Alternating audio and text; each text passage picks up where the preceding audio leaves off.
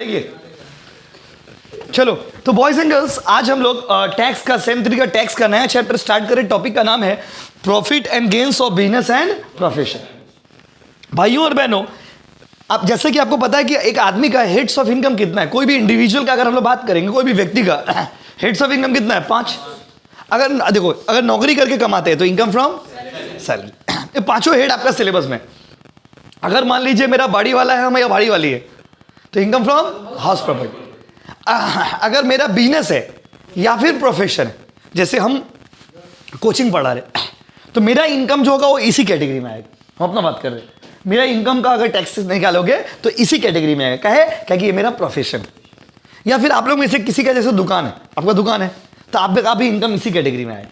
तो दुकान होने से भी इस कैटेगरी में, doctor, lawyer, teacher, chartered accountant, ये सब होने से भी इसी कैटेगरी। समझ रहे? तो यहां पर क्या ये हो गया, profit and gains from business and profession. अगर कोई एसेट को बेचिएगा, जैसे हम ये मान लीजिए फर्नीचर खरीदे और उसको 2 साल 3 साल बाद बेच दिए मान लीजिए, तो उससे जो कमाई होगा वो हो जाएगा कैपिटल गेन। वो चैप्टर भी आप पढ़ेंगे नहीं, वो लास्ट चैप्टर पढ़ेंगे हम लोग। अच्छा, उसके बाद अगर कोई मान लीजिए जुआ खेलता है, लॉटरी खेलता है, हॉर्स रेस में जाता है, इस सब चीज से पैसा आलतू फालतू इनकम, वो कहां चले जाएगा? Income from other source. जब भी आप ये पांचों हेड पढ़ते हो तो ये पहले आपको पता रहना चाहिए। तो हम लोग अभी जो पढ़ने जा रहे हैं वो चैप्टर का नाम क्या है बाबू? Profit and gains of business and profession. इसका मतलब ये हुआ, इसके अंदर में भी 3 टॉपिक है, इसमें 3 कैटेगरी का टॉपिक है। एक तो है जो मेन टॉपिक है, जो 10 मार्क्स में सम्स आता है। पीजीबीपी का आपको सम्स निकालने के लिए देगा, बोलेगा आपको ये अमाउंट निकाल के दिखाइए, मतलब कितना उसका इनकम होगा, प्रॉफिट या गेन्स होगा बिजनेस फ्रॉम और प्रोफेशन से। बिजनेसमैन है तो बिजनेस से, प्रोफेशनल है तो प्रोफेशन से कितना इनकम होगा वो निकाल के दिखाइए। एक तो ये कैटेगरी होगा। दूसरा इस सब चैप्टर में कैटेगरी है डिप्रिसिएशन निकालना, वो भी इसी चैप्टर में है। और तीसरा इसमें और एक टॉपिक है साइंटिफिक रिसर्च। तो ये तीनों ना एक ही चैप्टर के अंदर में, ये 3 अलग अलग टॉपिक है। थोड़ा सा बड़ा टॉपिक है ये भी, बट इसमें क्या है ना, इसमें 3 कैटेगरी का सम्स है। तीनों में से 2 ऑप्शन में रहेगा, दोनों में से एक तो करना रहेगा आपको, लेकिन आपको सीखना तीनों पड़ेगा। तो आप स्किप मत करना, ठीक है? कि नहीं हम ये पढ़ेंगे वो नहीं पढ़ेंगे, पढ़ाएंगे आपको सारा चीज। तो भाइयों और बहनों, एक बिजनेसमैन अपना बिजनेस करके अगर कोई पैसा कमाता है, या फिर doctor, lawyer, teacher, chartered accountant कहीं से पैसा कमाता है, तो वो सारा इनकम कहां जाएगा बताइए? PGBP, PGBP, PGBP, profit and gains from business and profession. Yes और नो गाइस? ये हो गया। उसके बाद अब कैसे निकालेंगे इनकम, कैसे इनकम निकालेंगे, किस तरह से कैलकुलेशन, वो सब आपको बताएंगे। कोई भी पीजीबीपी का जब आप इनकम निकालोगे ना, पीजीबीपी के अंदर में जब आप कैलकुलेशन करोगे तो उसका 2 मेथड होता है कैलकुलेट करने का। एक होता है डायरेक्ट मेथड और एक होता है इनडायरेक्ट मेथड। डायरेक्ट मेथड में डायरेक्ट मेथड का मतलब हो गया कि जो मेरा बिजनेस से रिलेटेड इनकम है उसको लिखेंगे, और जो मेरा बिजनेस से रिलेटेड खर्चा है उसको लिखेंगे, बस। तभी ना प्रॉफिट आएगा। प्रॉफिट कैसे आएगा बताइए? Income minus expenses. बिजनेस से रिलेटेड प्रॉफिट मतलब बिजनेस से रिलेटेड इनकम और बिजनेस से रिलेटेड खर्चा को माइनस कर देंगे, तो मेरा जो प्रॉफिट आएगा वो हो गया पीजीबीपी। अंडर कौन सा मेथड? Direct method.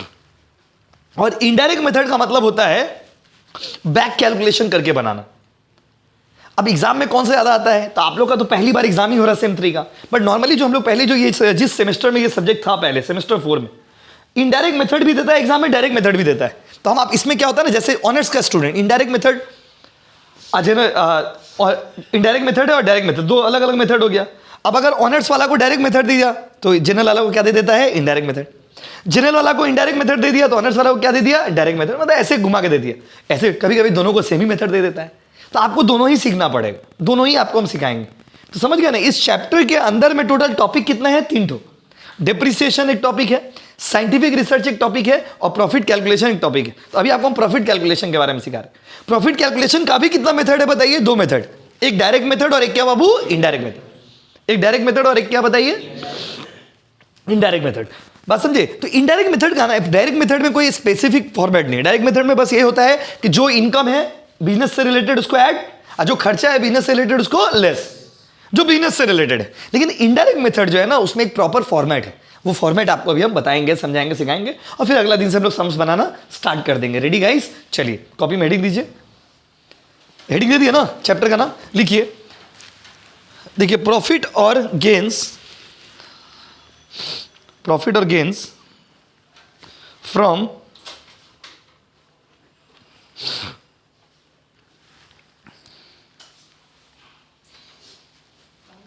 बिजनेस और profession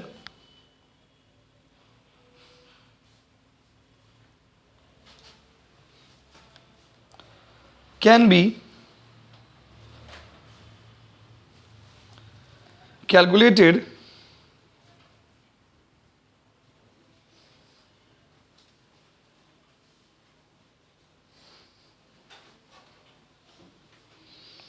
against the business and profession can be calculated using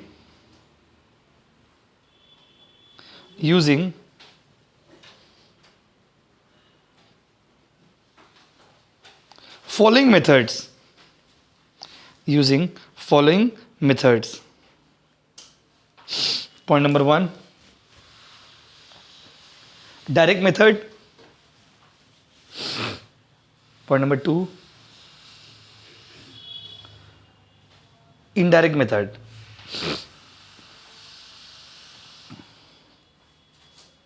कौन सा मेथड बाबू बोलिए, डायरेक्ट और इनडायरेक्ट? अच्छा, अब इसमें भी आपको इंटरेस्टिंग बात बताते हैं। डायरेक्ट मेथड का ज्यादा यूज किसके लिए होता है? डायरेक्ट मेथड का ज्यादा यूज होता है प्रोफेशन के लिए। जैसे प्रोफेशनल लोग जो है ना, प्रोफेशनल मतलब doctor, lawyer, teacher, chartered accountant, ये लोग ज्यादातर कौन सा मेथड यूज करते हैं? डायरेक्ट। और बिजनेसमैन लोग के लिए कौन सा मेथड यूज होता है? इनडायरेक्ट। ये भी आपको बता दिए, कभी कोई सम्स बनाने में ना काम आएगा ये नॉलेज। चलिए स्टार्ट करते हैं गाइस, रेडी ना?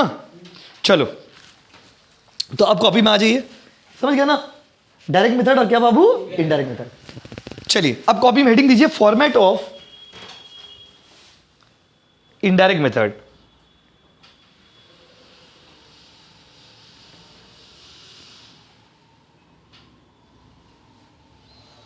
Format of indirect method.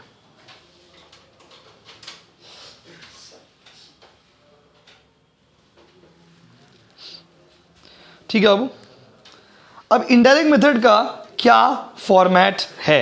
Indirect method का क्या फॉर्मेट है? इनडायरेक्ट मेथड से कैसे सम्स बनाएंगे? तो सर डायरेक्ट मेथड का फॉर्मेट नहीं बताएगा, आपको पहले बोल दिया डायरेक्ट मेथड में कुछ नहीं करना है, सारा इंफॉर्मेशन दिया रहेगा। जितना बिजनेस से रिलेटेड इनकम होगा उसको क्या कर दीजिएगा?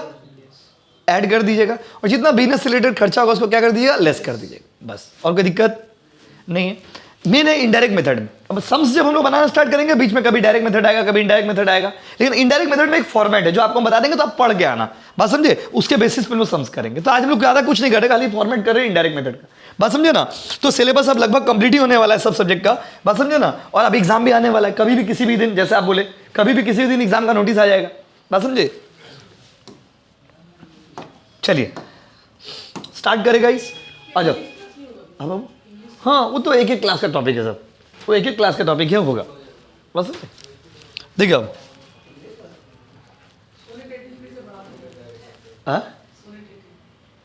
कौन से? हाँ, याद है ना? हाँ, वो दर्दनाक कविता था ना, इसीलिए याद। अच्छा, आप लोग प्यार मोहब्बत वाली चीज ज्यादा याद रखते हो।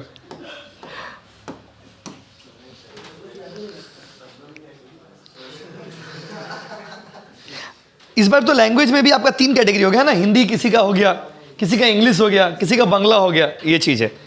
इस बार लैंग्वेज में भी कैटेगरी बढ़ गया। अच्छा है, इस बार ईवीएस नहीं है। ईवीएस अच्छा सब्जेक्ट, लेकिन फील नहीं आता है, बात समझे ना? ऐसा लगता है ना कि कोई टॉर्चर करके पढ़वा रहा है, समझे? लिखिए, इंग्लिश पढ़ने में बहुत मजा आता है, फील आता है।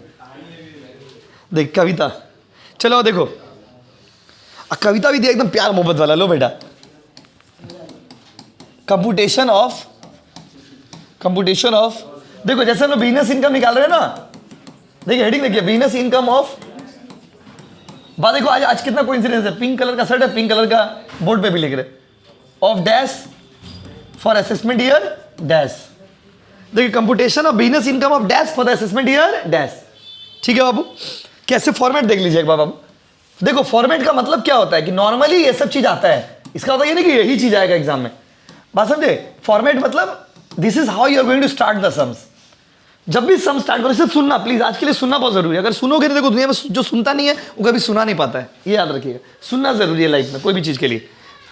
आज बाबू का बात सुनिए, कल बाबू का आप सुनाइएगा। देखिए, रेडी, स्टार्ट करें। सबसे पहले आप लिखोगे net profit.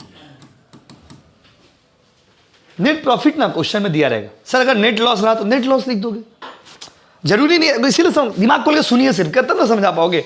Net profit will be given in the question, question में दिया रहेगा। इनडायरेक्ट मेथड का फॉर्मेट बता रहे, डायरेक्ट का तो नॉर्मली कोई फॉर्मेट ही नहीं है। इनकम ऐड और खर्चा लेस, तब तो प्रॉफिट आएगा। इसमें बैक कैलकुलेशन होता है, समझे? बैक कैलकुलेशन मतलब हर वो आइटम जिसको हम लोग पहले लेस किए होंगे उसको अब क्या करेंगे, ऐड, और जिसको ऐड किए होंगे उसको क्या करेंगे, लेस। आप सब उतना इंग्लिश नहीं जानते, आपको हम पहले लोकल भाषा में लगा, इसको 2 मिनट के लिए छोड़ दीजिए, इसको अपना एक्स का तरह इग्नोर मारिए। जैसे नॉर्मली पीएल बनता है, थोड़ा सा एक जो general knowledge, normally profit and loss बनता है तो हम लोग क्या कैसे शुरू करते हैं, यहाँ पे क्या लिखते हैं, ग्रॉस प्रॉफिट, हाँ कि नहीं? यहाँ पे क्या लिखते थे, खर्चा, हाँ कि नहीं बोलिए? और यहाँ पे क्या लिखते थे, इनकम। इसका मतलब क्या हुआ, इनकम को जोड़ते थे, खर्चा को क्या करते थे, माइनस। यहाँ पर क्या होगा, उल्टा, जितना भी खर्चा है, यहाँ पर क्वेश्चन में क्या दिया रहेगा, नेट प्रॉफिट दिया रहेगा, पीएल दिया रहेगा, नेट प्रॉफिट दिया रहेगा। तो आप सम्स कहाँ से स्टार्ट करो, यहाँ से स्टार्ट करो ना। तो इसमें बैक कैलकुलेशन होगा, बैक कैलकुलेशन करके एक्चुअल प्रॉफिट निकाला जाता है। बैक कैलकुलेशन का मतलब हो गया जो खर्चा जो आइटम हम लोग लेस कर दिए हैं और जो बिजनेस से रिलेटेड नहीं है उसको हम लोग ऐड कर देंगे, और जो आइटम हम लोग ऐड कर दिए अब बिजनेस से रिलेटेड नहीं है उसको क्या कर देंगे, लेस कर देंगे। अभी आइए फॉर्मेट बताते हैं। अरे नहीं दिख रहा बाबू, देखिए नेट प्रॉफिट लिखिएगा, नेट प्रॉफिट पहले लिख दीजिएगा। Net profit will be given in the question, समझे? बहुत सुनिएगा ध्यान से, बहुत मजा आएगा। क्या आएगा बोलिए? देखिए तो क्वेश्चन में ना नेट प्रॉफिट दिया रहेगा, समझे? क्वेश्चन में क्या दिया रहेगा बाबू, नेट प्रॉफिट। तो net profit as per profit and loss लिख दीजिएगा, खाली नेट प्रॉफिट लिखने से भी चलेगा। ये फॉर्मेट अच्छे सुधार लेना, तो अपना बाबू को भी शेयर कर देना वीडियो, ठीक है बाबू?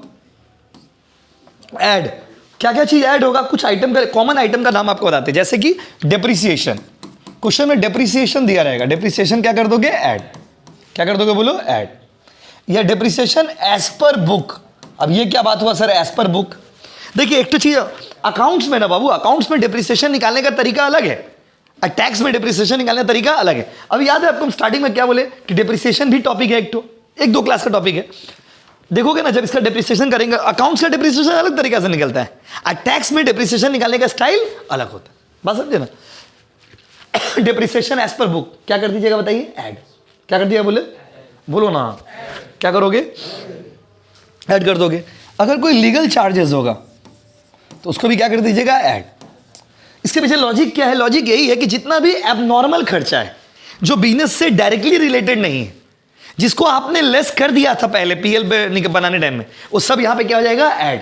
देखो सब हम ऐड कर रहे हैं, जितना एक्सपेंसेस वाला आइटम देखोगे सब ऐड होगा। पेनल्टी, पेनल्टी समझते हो, कुछ गलत काम करिएगा फाइन लगेगा। Provision for bad debt, provision for bad debt समझते हो?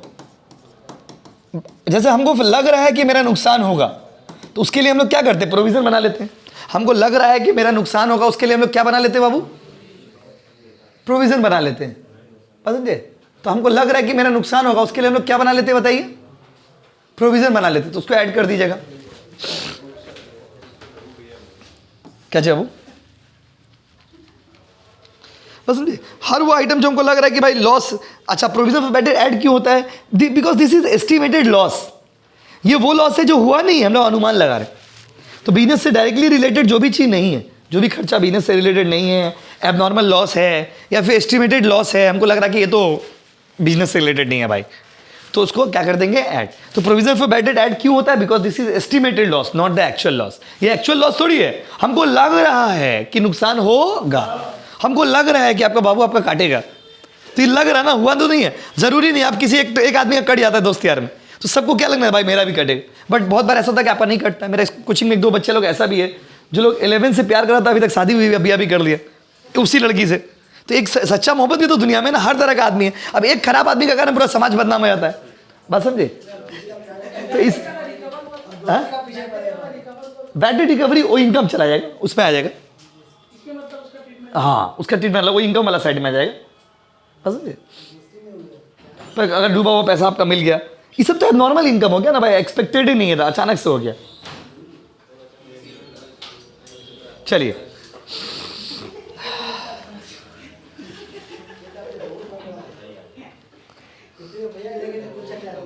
क्या जी,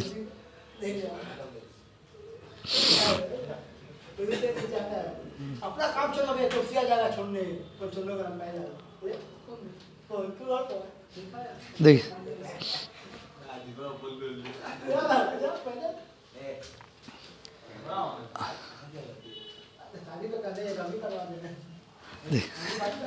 समझे।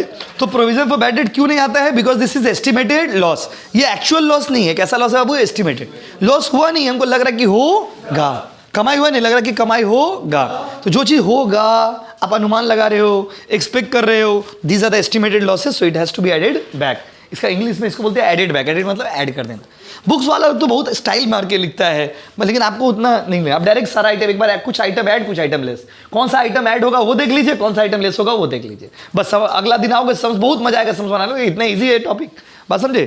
तो आप जितना सब्जेक्ट पढ़ लो ना अभी सेम 3 में, tax is the only subject जो कि रियलिस्टिक सब्जेक्ट है, मतलब जो आपको रियल लाइफ में काम आएगा। बाकी कोई भी, जैसे आप कॉस्टिंग कर रहे हो, मतलब ऑफिस में जाइएगा जॉब करने, तो वहाँ पे नहीं बोलेगा कि आप कॉस्ट बना के दिखाओ, लेकिन टैक्स का डेली लाइफ में यूज है। ये सब कोई फेक कहानी नहीं सुना रहे कि एक समय की बात है एक जंगल में राजा रहता था, ऐसा कुछ नहीं। आइए, अच्छा, अगर क्वेश्चन में डोनेशन दिया रहे बाबू, डोनेशन क्या कर दोगे? ऐड। आप किसी को डोनेशन दिए, कुछ डोनेशन दिए, तो क्या कर दीजिएगा? ऐड। आप अच्छा से उतारना फॉर्मेट, जिससे सब जलने लगे आप लोग से। इंटरेस्ट ऑन कैपिटल, अगर क्वेश्चन में रहेगा तो ऐड कर दीजिएगा बाबू, इंटरेस्ट ऑन कैपिटल, ठीक है।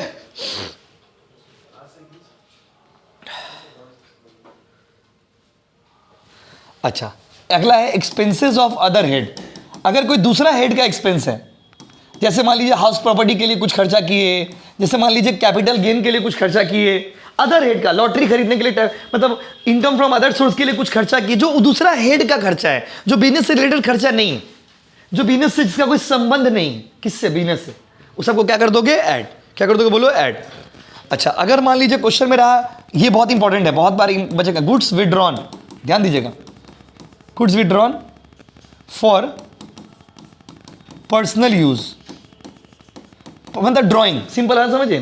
बोलेगा कि प्रोप्राइटर विड्रॉन 5000, मालिक 5000 रुपये निकाला, तो goods withdrawn for personal use रहेगा ना, तो उसका उसमें 2 ट्रीटमेंट, उसमें सीपी ऐड करिएगा। सीपी मतलब cost price, cost price add होगा और इसका सेलिंग प्राइस माइनस होगा। फॉर्मेट एकदम पढ़ लीजिए अच्छे से।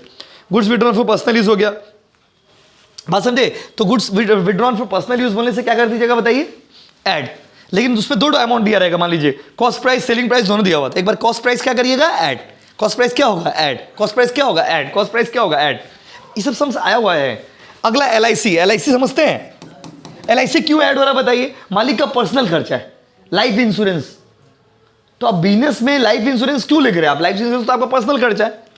एक बार बताइए, हम कोचिंग पढ़ा रहे हैं, तो ये जो कैमरा लगा है, ये जो बोर्ड है, ये जो भी चीज़ है, ये कोचिंग से रिलेटेड है, तो कोई इशू नहीं है। लेकिन अगर मान लीजिए हम इनकम टैक्स में जाकर के बोलेंगे, गवर्नमेंट को जाकर के बोलेंगे कि हम अपना पर्सनल लाइफ के लिए एक तो बाइक खरीदे, बात समझिए, अपना बेटा का स्कूल में फीस दिए, तो ये तो मेरा पर्सनल खर्चा हो गया ना, बिजनेस से तो इसका रिलेशन नहीं। वही चीज बोला गया, बात समझिए। अच्छा, लेस क्या होगा भाई? लेस क्या क्या चीज होगा देख लीजिए। ये सब कुछ कॉमन आइटम है जो क्या होगा बाबू? ऐड। लेस क्या क्या होगा? Any other head. Any other head समझते हो? कोई भी दूसरा हेड का इनकम, चाहे वो इनकम फ्रॉम हाउस प्रॉपर्टी हो, इनकम फ्रॉम कैपिटल गेन हो, इनकम फ्रॉम अदर सोर्स हो, सैलरी हो, कोई भी इनकम होगा माइनस कर दोगे। दूसरा हेड का इनकम, बिजनेस का इनकम, दूसरा हेड का इनकम। अगर कोई दूसरा हेड का इनकम है तो उसको क्या कर दीजिएगा बाबू? लेस। क्या कर दोगे बोलो? क्या कर दोगे बोलो? लेस। यस। तो any income from the other head shall be deducted. कोई भी इनकम जो दूसरा हेड से रिलेटेड होगा उसको हम लोग क्या कर देंगे बाबू?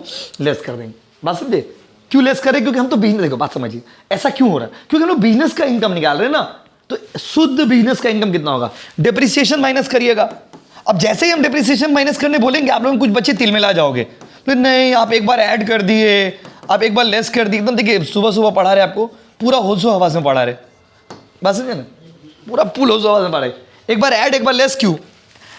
डिप्रिसिएशन जो क्वेश्चन में दिया रहेगा ना, पीएल अकाउंट में जो डिप्रिसिएशन दिया रहेगा उसको ऐड करिएगा, और नीचे में लिखा रहेगा depreciation as per IT rules. IT मतलब इनकम टैक्स के हिसाब से, तो इनकम टैक्स के हिसाब से जो डिप्रिसिएशन दिया रहेगा उसको क्या करिएगा? माइनस। अब समझ, इसके पीछे लॉजिक है। जो नॉर्मल डिप्रिसिएशन दिया रहेगा ना क्वेश्चन में, पीएल में जैसे डिप्रिसिएशन दिया रहेगा उसको ऐड कर दीजिएगा, लेकिन जो डिप्रिसिएशन एडजस्टमेंट में दिया रहेगा, depreciation as per income tax, उसको क्या कर दोगे? लेस। बात समझे? Depreciation as per income tax रहने से क्या कर दोगे बोलो? लेस कर दोगे। चलो आओ,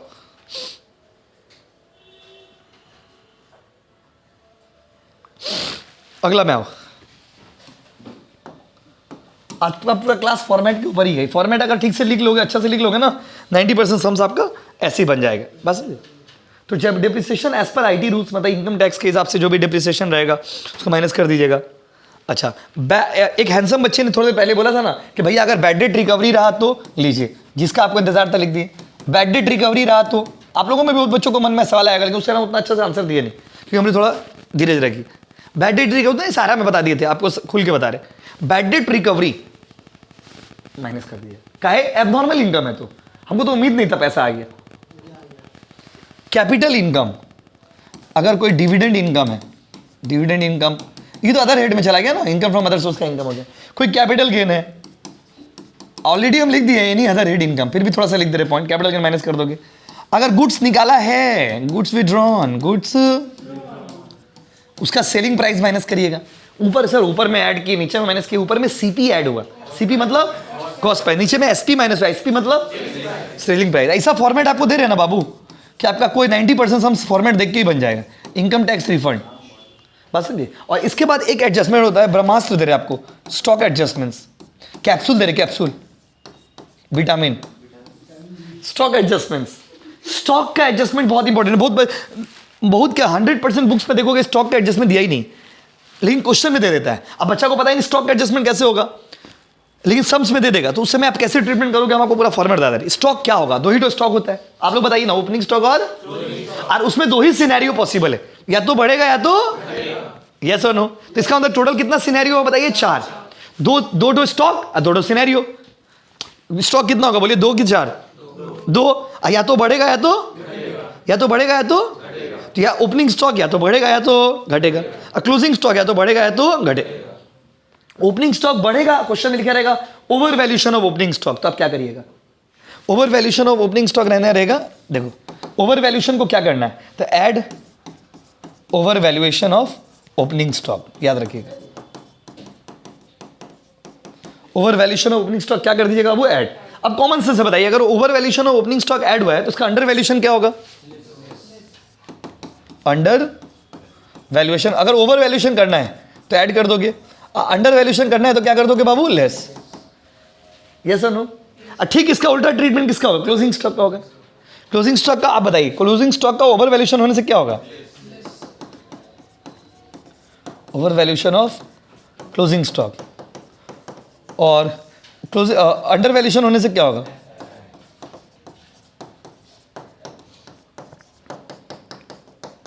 यस और नो गाइस? हो गया ना सारा फॉर्मेट। अब देखो कोई भी सम्स में इतना सारा आइटम थोड़ी रहेगा, कुछ आइटम रहेगा, बट आपको एक एग्जॉस्टिव फॉर्मेट आपको दे दिए, जिससे आपको पढ़ने में सुविधा होगा। आराम से आप शिद्दत से उतार लीजिए, जो आंसर आएगा उसको क्या बोलेंगे, पीजीबीपी। पीजीबीपी मतलब प्रॉफिट और gains from business and profession. एकदम प्यार से फॉर्मेट उतार लो और अपना अपना घर चले जाओ। अब डायरेक्ट खाली सम्स बनाना है।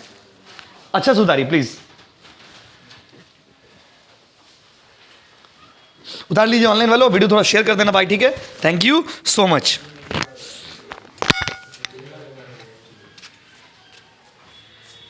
हटा दे इसको, हटा दे, ओके ठीक। नहीं इसमें भी रिकॉर्ड हो रहा है ना, पॉज कर देने से ना बहुत बच्चे नहीं लिख पाते ठीक से। फोटो क्यों ले रहे बाबू, थोड़ा सा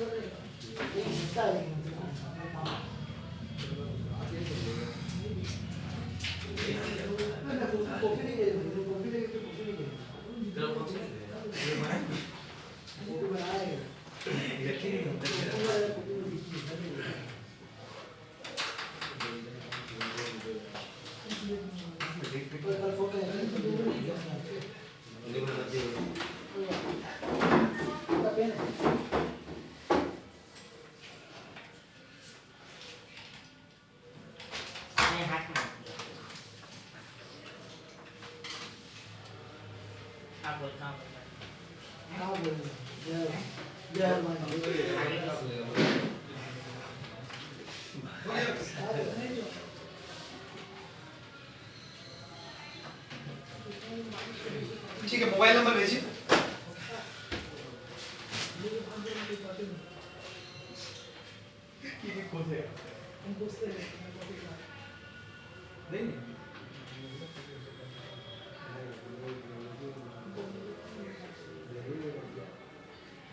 दूसरे आदमी में बदल के क्या करेंगे?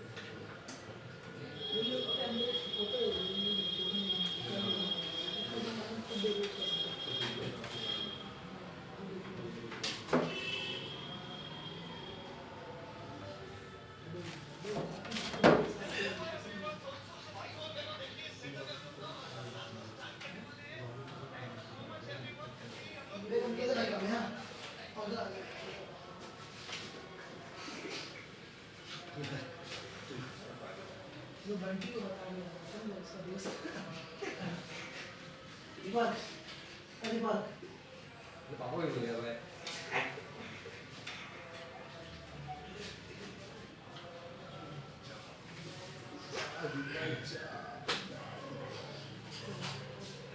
देखो तो कभी आ गया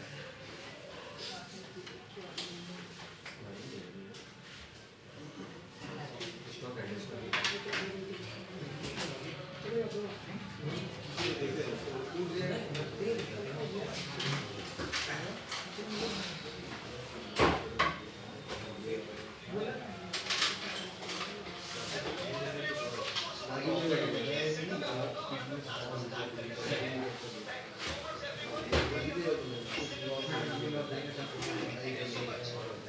प्रॉफिट एंड गेन है और इसमें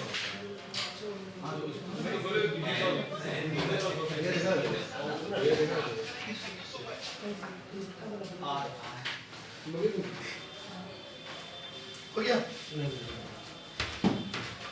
उसको बैग लेके